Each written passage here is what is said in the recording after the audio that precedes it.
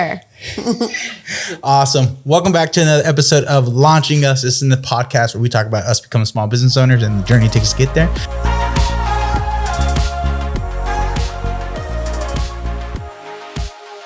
This week we have a special guest, Sandy Photography. Hello. Yes, we've been friends for many years. Almost a decade. No, almost 2 decades, right? Oh no, more. Geez. See, For over 20, at least for over 20 years. Yeah, this is where you, if like you're filling out a form, this week yeah. It's been a good while. Yeah, I hate that feeling of when you're like going through a contract stuff and you're like date of birth and you're like, Like the what is it? Here it is. No, what's the one? Price. yeah, Right. Price is right. Yeah. it feels like that. Like hopefully get to like, all right, come on, 80s. And yeah, never mind. No, but we're really excited, man. You're this will be our second photographer on the podcast and our third business owner that we're really excited about. Yeah. And so we've been trying to get with you for over a month, I think now. And we got sick. Your boy got sick. Something else popped up. I think weather. I don't have no idea. But we are super excited to finally have you in the house and kind of learn about your story. So tell us a little about yourself. Tell us what you do, how long you've been doing it, all that stuff. Thank you. I'm super excited to be here with y'all too. So I've been shooting photography for about 12 years now. It started just like everybody else, typically a hobby. Actually, when I was little, I had an epiphany a while back, and I remembered this vision that I had when I was little. I actually always had camera, the 35 millimeters. I always was taking pictures, but I don't think I would ever develop them very much. I think I liked more the shutter, remember the old ones you would turn? And that feeling of yeah. Oh yeah. And so anyway, fast forward, when I had my son a little before, so I was pregnant, I bought a camera just for the fun of it, just to start experimenting. And then, of course, he was my model for the longest. And then little by little, I just began to kind of expand from family sessions to children, and then soon after weddings and special events. And now it's expanded so much more, but I really, really enjoy doing it. It's something that I love. And you've been for a while, you were doing this at the same time having a full-time job. Yes. So I became officially full-time photography in September 2021. So pretty much right after lockdown, I believe. Everybody went back to work, or, wherever we kind of went back to whatever we were doing. Right? Yeah. And then I decided, because that summer, the summer before that, I had been debating. I mean, for me, it took me a few years to finally make the jump. For me, it was about my ego. I feel like our ego kind of holds us back a lot and keeps us in fear, and there's nothing wrong with that. But a lot of times we are too comfortable and we're not willing to take that leap, or we think of all the what ifs, which are totally understandable because we've all been there. We think about our kids or, all the things that we can think of. So I was able to go full time, and since then, again, I've been doing a little bit of everything. So yeah, it's something that I really enjoy doing. It's my passion, and I'm really grateful that I've been able to be almost 2 years full time this September. So It's been a ride, yeah, for sure. So this is the question I've been asking all the business owners: level of happiness. Being your own boss, your own person, where would you say your level of happiness is? I mean, from what to what? No, I mean, it's amazing. What I tell people all the time when I hear, that they're debating or they're kind of on the fence, and because I understand it, because I was on the fence for years until I finally was like, okay, I'm going to do it.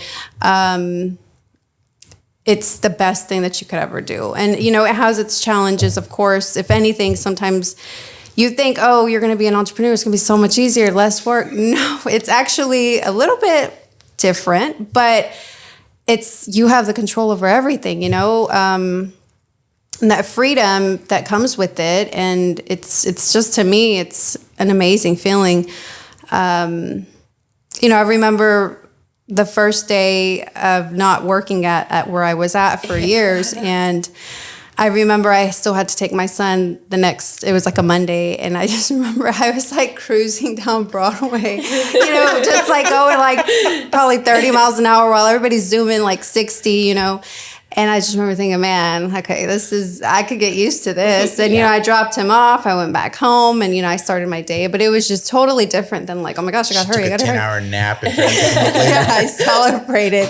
Yeah. So, I mean, I always tell people, like I said, it's something, it's worth it, you know? We agree. I mean, that's why one of the reasons why we started this whole podcast, because we wanted to get that information out there. We wanted to inspire somebody. Hopefully, they kind of get that bug, or they've been kind of dealing with that. Like, hey, I want to do something. I don't want to be making someone else rich. I want to make myself rich or make myself free. To me, that's a better word, is not rich, but more free. Like, you have the ability to take off, work harder, not work harder. Mm-hmm. It's really up to you. Yeah. And so like having that ability to do that to me, I feel like there's like a level of like 10 of just happiness. Yeah. There's still a lot of work. I mean, this weekend I worked way more than I should have, especially for being Father's Day weekend. Yeah. So all the dads out there, happy Father's Day. And Sunday, all I wanted to do was just nap. And I went to go get coffee this morning because I was out of my coffee beans.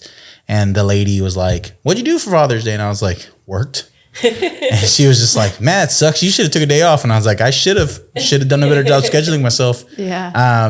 But I feel happy with the decisions that we make and the decision that we're going forward with, because I made this happen. It wasn't like my boss, like, "Hey, you got to work today." Like, I made this happen. Yeah. And so, pretty excited. You had some questions you wanted to ask. Definitely. I am a huge fan of Sandy, of course. Thank you. And I'm a huge fan of yours too. Thank you.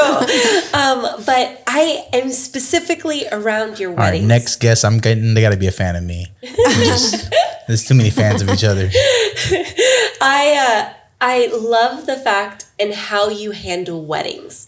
And so I wanted you to talk about a little bit for photographers who are going into the wedding niche. Like, what are some tips that you can give them? Because, I mean, you're amazing at it. Like, thank you. I think in the text message that I sent you, I sent you a message about like how you're able to like command the party and get them to do whatever you need to do and make sure you get the shots that you need to get. But you're also like, in the background, like you blend into the party. You're not like super noticeable standing in front of people. Mm-hmm. You know what I mean? Mm-hmm. And I just admire that so much, because as a photographer or as a bride, you're like, "Oh, my dad's, I can't see behind you," kind of thing. And you're so good at just kind of going, like flowing through. Can you talk a little bit about that? Yeah, of course. So like I said earlier, weddings, I've been doing them for a long time now. So it's been a lot of learning, for me, every wedding, they're all different. They're all beautiful. They're all amazing, beautiful love stories, but each one has its own experience, right? And so I've, over the years, I've been able to kind of, for me, what works better for me, what doesn't, when it comes to gear, when it comes to, everything that you asked. So it's just about a experience and learning, and, some things might not work out for me that might really work for you, and vice versa. And it's really, it comes down to your personality and how but also at the same time, what's going on in the wedding, because, we all know that weddings can be very unexpected. And this is something that I even tell, especially the bride, I always tell them, like, look, if today doesn't go exactly as you planned, that's totally okay, because usually they don't. Yeah. And, like, this is your party. Everybody's here for y'all. That's all that matters, and, yeah, I feel like there's a lot of counseling that goes on behind the scene for us. Like, there's a lot of counseling.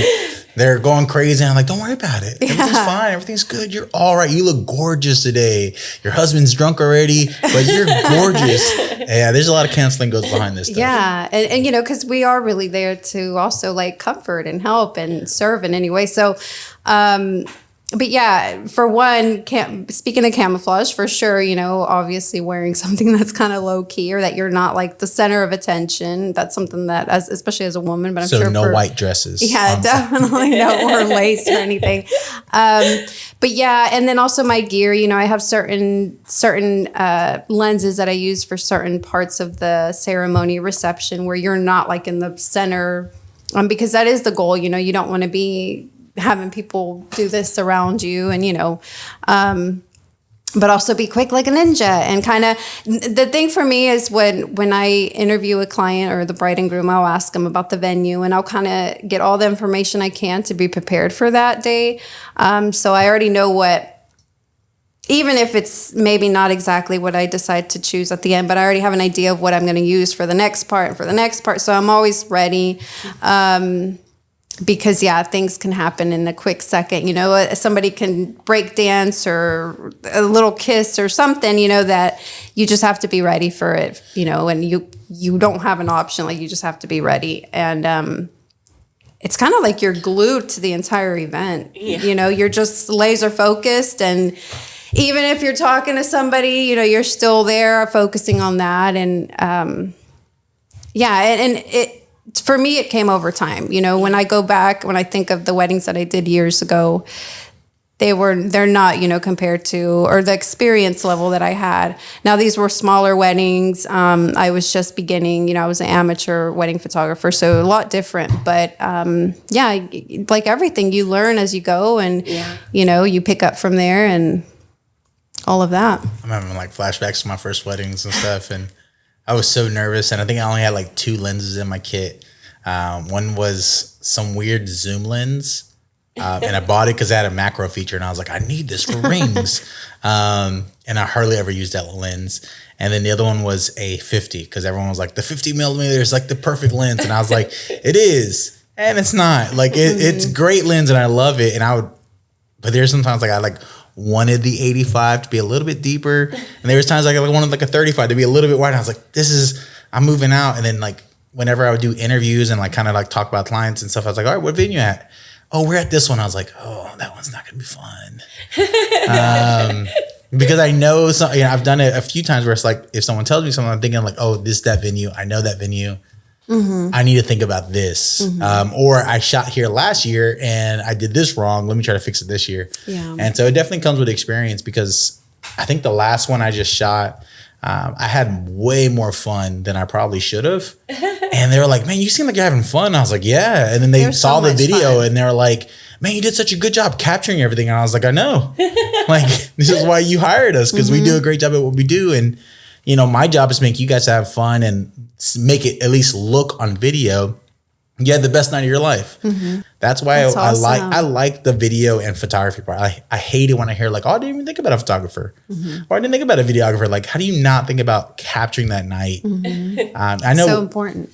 I know our packages cost, but it's worth it. You're capturing this moment forever. And so and with quality. Yeah. I think when I think of like quality videographers and photographers, I think of like you guys when it comes to weddings, like 100%. And that's despite that you use an icon. I think I say that all the time. I'm like, oh, for weddings photographers, you got to call Sandy. Thank you. Hold on. Well, are we supposed to write? No, I'm just going to. I do. I recommend you and I recommend someone else. And I feel bad because someone else was like, yeah, whenever you need help, man, I'm always down. I was like, I don't really like your work yet. Like, they're new. They're really new to it. I'm like, I don't really like your work yet. Like, I don't want you to be on my top person list.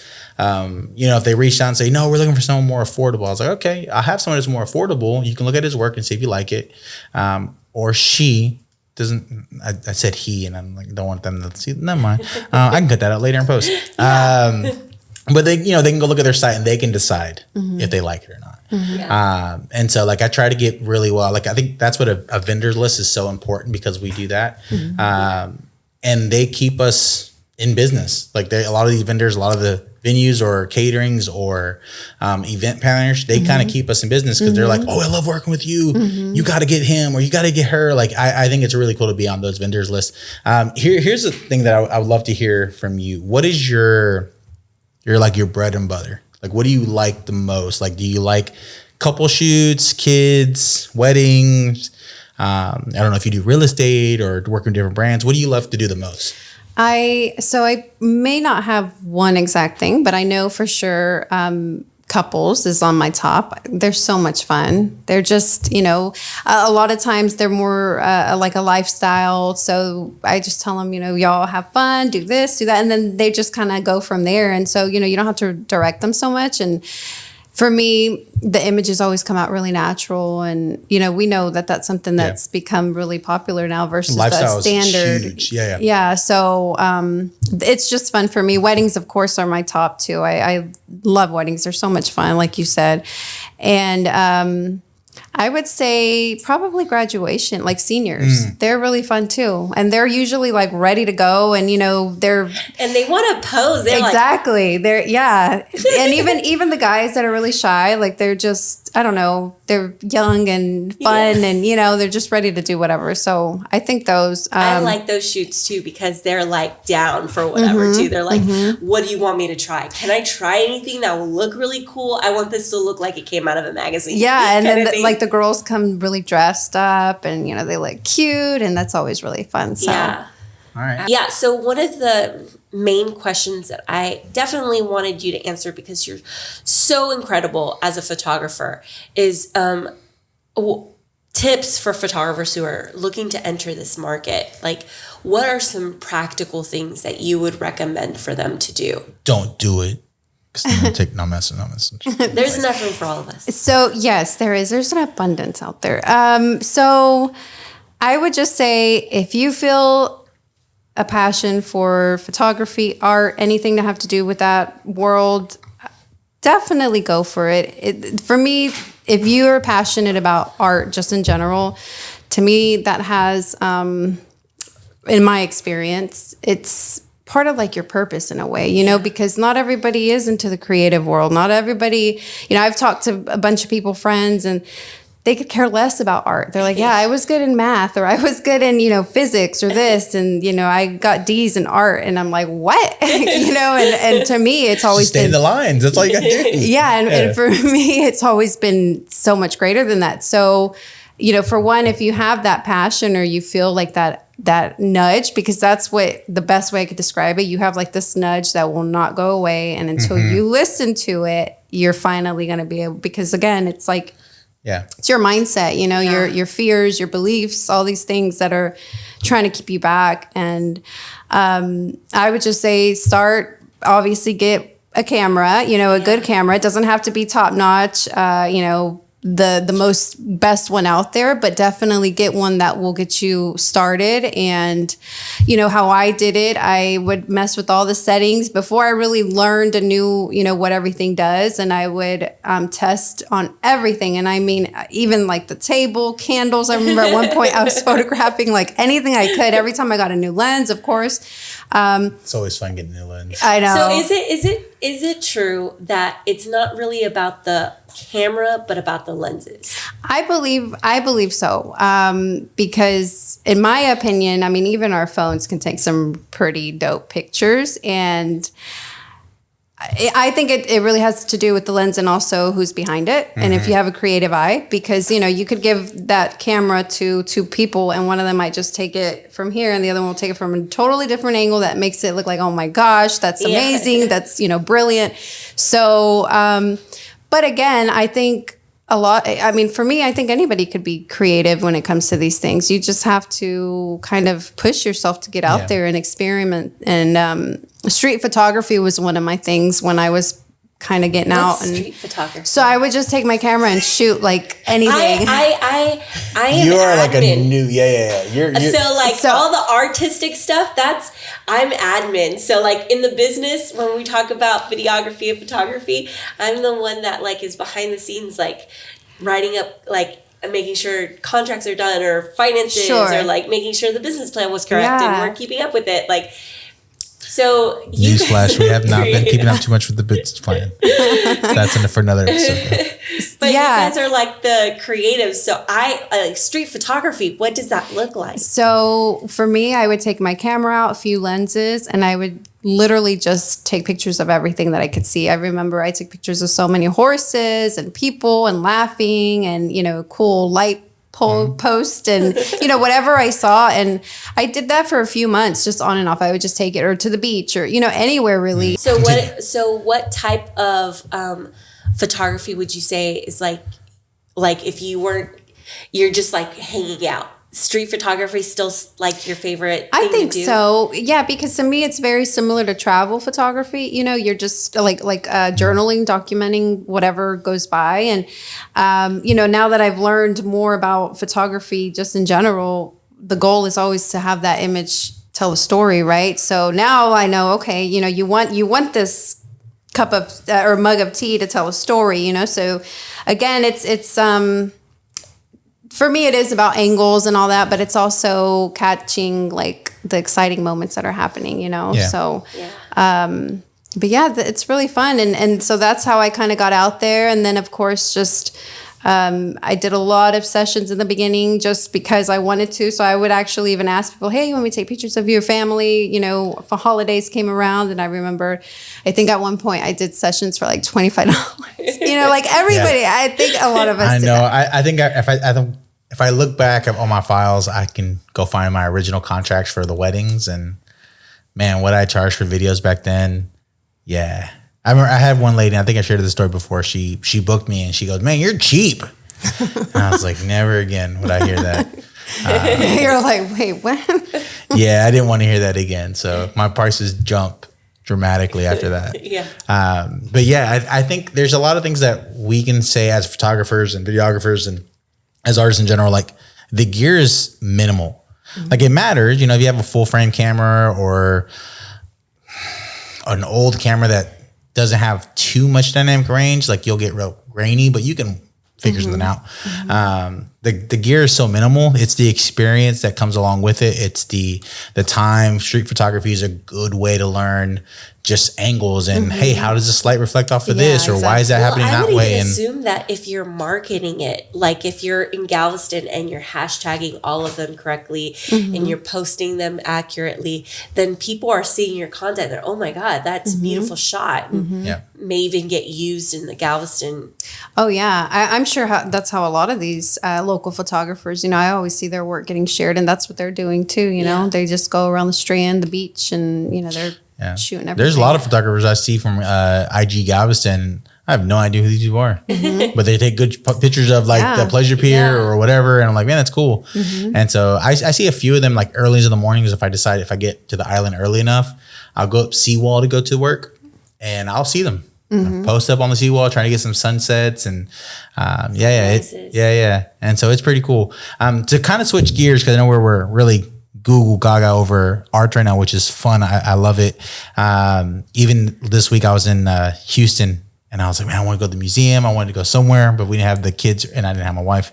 And I was like, I got to get back home for work. But nonetheless, like I want to talk like you leaving your job, you going into this. What has been the hardest part of like stepping out into your own business? What would you say one of the biggest things that you had to learn yourself?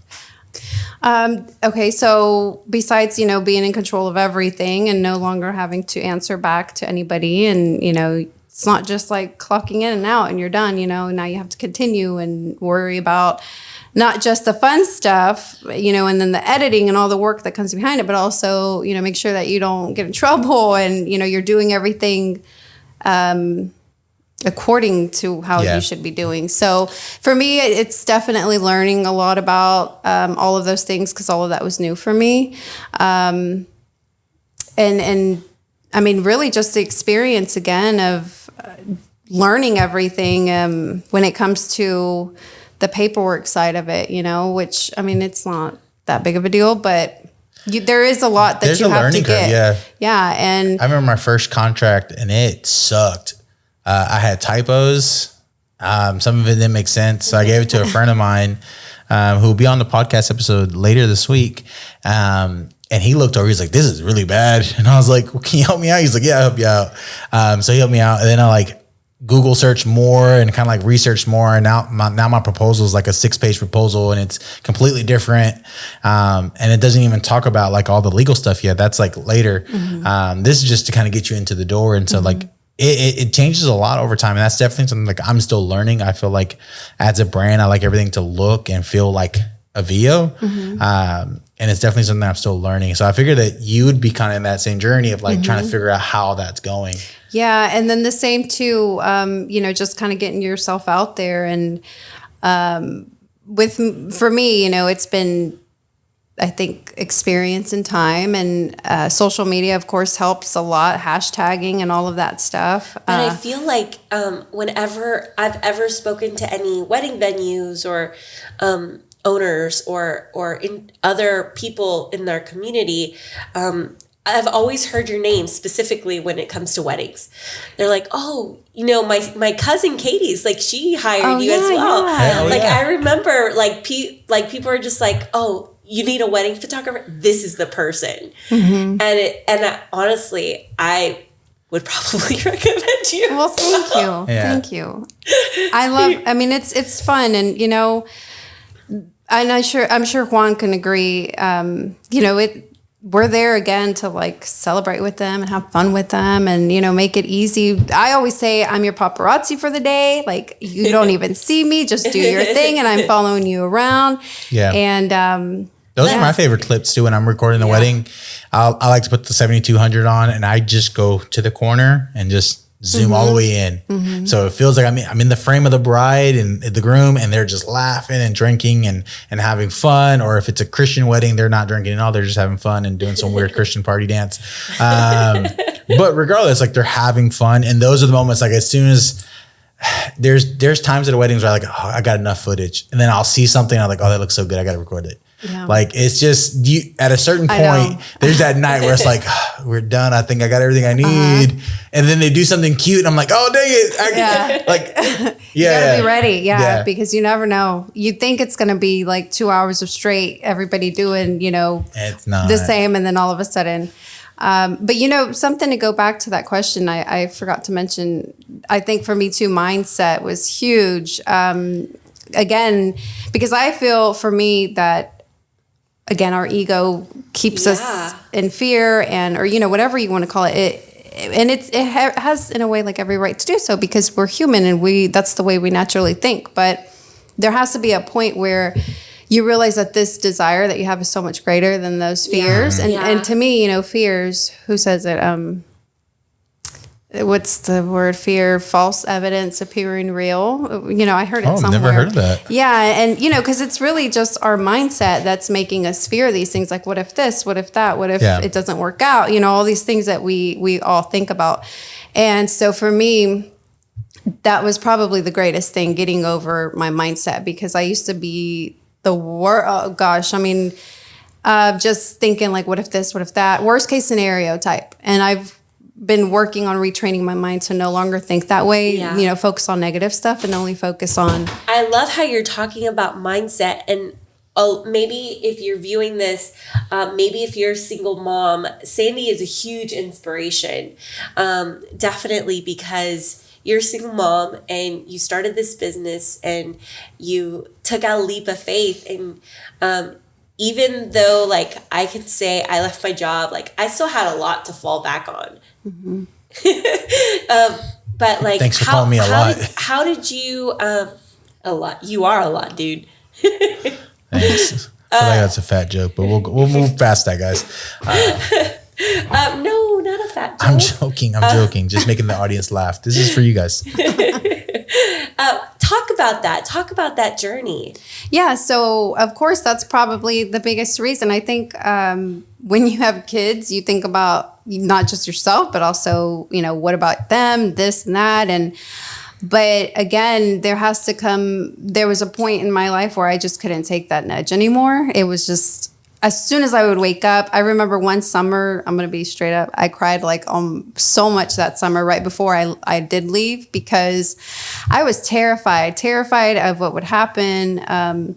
What if this does? And even though I had proof for the past like 2-3 years that everything was going to be just fine, but still, because, you never know, and what if, and this and that.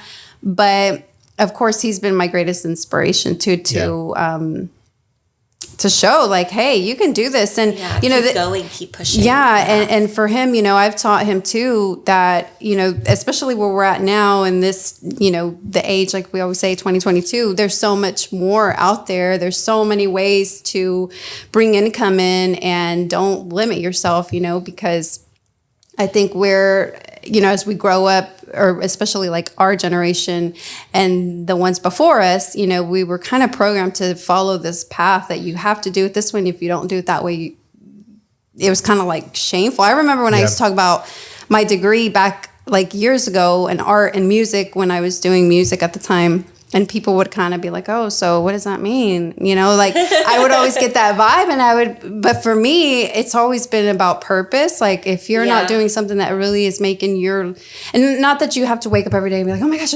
but like do something that really makes you happy, that's fulfilling at least, because I think purpose is greater than even bringing a big fat check, because you can have a big fat check and you're still hating what you're doing, and where I used to work, I saw a lot of that. There was a lot of money everywhere, but people seemed like they were miserable. And, you see that. You see a lot of working for the weekend. Like, I can't wait for Friday. I can't wait for Friday. And I was like, that's miserable. Like, it is. And so, there's a way for me.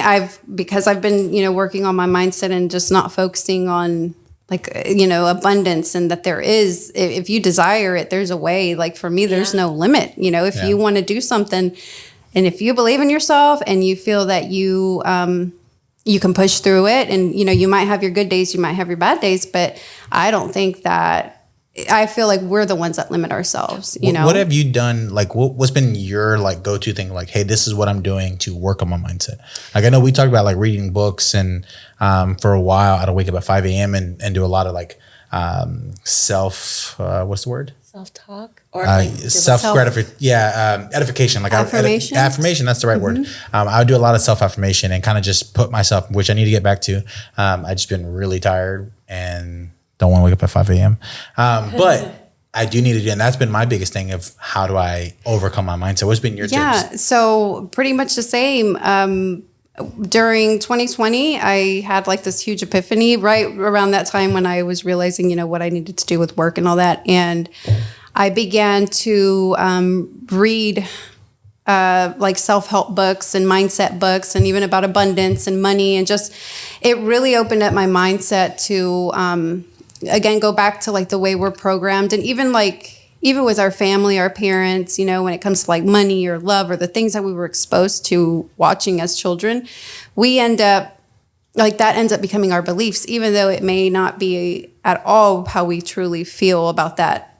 For, let's say, example for money, like a lack mindset, I guess you can say, having a mindset where there's not abundance, where there's not love, where there's not, everything's always going wrong for you, this or that, so reading these books, and then like you said, affirmations, I really like submerged myself in all of it. And it's been something that I've been doing now for a year and a half, where I mean, the goal is to kind of like reprogram your mind to where you're no longer thinking, like, is this really going to work out for me? No, instead you're thinking, of course it's going to work out for me because I'm worthy of that, like, and it really does come back to like your self-worth and your self-love and speaking all of this life into yourself, and then also having faith that, of course things are going to work out for me. Why wouldn't they, you know? To me, I think it was different hearing it because my wife has always encouraged me for many, many, many years. And I have a lot of people that really encouraged me. But it wasn't until I started doing it for myself and really pushing it on myself and actually started believing it and started seeing like evidence on why it was real. Like, I think I just had this epiphany one day. I was like, man, people are reaching out for me for video. Like, this is weird. I'm not even like marketing right now myself because we're in a transitional period. I'm trying to like figure out everything out. So I'm not marketing myself. People are coming up to me and I'm like, hey, I need you to do a video. I need you to like do this, or I need you to do that. And I'm like, maybe I am good. And I would just like kind of put myself on that pedestal, not a bad pedestal, but a good pedestal that I am good. I am worthy of what I'm doing. I'm a professional at what I do. So it does make a big difference when you start really affirming that in yourself. I think it means a lot. There's something else I was going to go to and I totally slipped my mind. But you look like you had something. No, I just, I was giving you googly eyes because I just love when you talk about how your mind just started changing. And I was like, dang, you're so sexy. Yeah, we're going to cut all that out. No, I think it's good. I love how you're talking about like, you had to do that. You had to figure for yourself. I can speak for myself. Being a child of a single mom and seeing how hard she worked, he's definitely noticing it. Your son has definitely noticed that. And that is something that when he gets into his 30s or his 20s, he's like, shoot, my mom started her own business. Like that's something huge. Like I talked about a few episodes ago where I didn't really have anyone who inspired me as a kid of like running their own business. It's just not something that we did. But you see that a lot from families that come from wealthy families or high wealthy families. They all had someone in their family that like, oh, they started a business, or Uncle Joe had this, or so-and-so did this. And now they have that. 5 businesses. Yeah. Or he made a couple things, and now they see it and they go, this is totally possible. I don't have to work a 9-to-5 job. And so like, I know like, and I think about it as systems. Like you go to a job and they have a system. The people making the system are the ones who are benefiting from all of this of us who are working the systems. It's exactly kind of the same thing for us as business owners. We create systems, we build these systems, and we expand as we go, right? So I think that just when we were talking about like how business owners and how we can learn how to do that, it's all systems, and it's all things that are practical things that are specific to our field. You know what I mean? I'm really loving this conversation. I'm going to go ahead and close it up though, because I want to bring Sandy back. I want to bring Pedro back, and I'm going to kick you out for an episode. I don't know when yet, but we're going to bring back all the photographers that we've had, and we're going to have a big old gear talk, because I think that'd be fun. One, because you're an Nikon user. I don't really care what I use. I can use anything for video. It just makes it work. But Pedro's also a Canon guy, so it'd be good to kind of have that bash, which I don't know how that developed over time, but somehow it developed. I'm in a big old thing with a bunch of photographers, and that's always something like, they always making fun of Nikon. I was like, I don't really hate Nikon. They have a pretty good image. Like, I like it. You had Nikon for a while there. Yeah, for a while, but not too long. There's your answer. I guess that is my answer. But I definitely want to bring you back. I really love this episode. I loved how you hit on your mindset and how you had to do that, and how you had to kind of overcome that pride issue of like it's all on the podcast. Just rewatch it. But I just want to thank you for coming out. I know this has been something in the makes for about a month and a half now. And so we're really excited to have you on here. Thank you. It was a really good episode, and it makes me feel good because a lot of the stuff that we talked about in our previous season is about mindset. It is about overcoming that pride. It is about just doing it, because you are able to do it. Yes, so we just want to encourage anyone who's watching, you can start a business. You have all the knowledge and all the ability to do that. This is the perfect time to start a business. You can do that. And so again, just thank you for watching, launching us. Thank you again to our guest, Sandy. Thank you. Hit that like button, subscribe, do all the thing that YouTube likes for you to do. And if you're listening to this on Apple Music or Spotify or Anchor, wherever you're watching or listening, we just want to thank you from us. Yes, absolutely. And have a good night. Bye. Bye. Or good morning if you're watching this in the morning, because we dropped this in the mornings. So.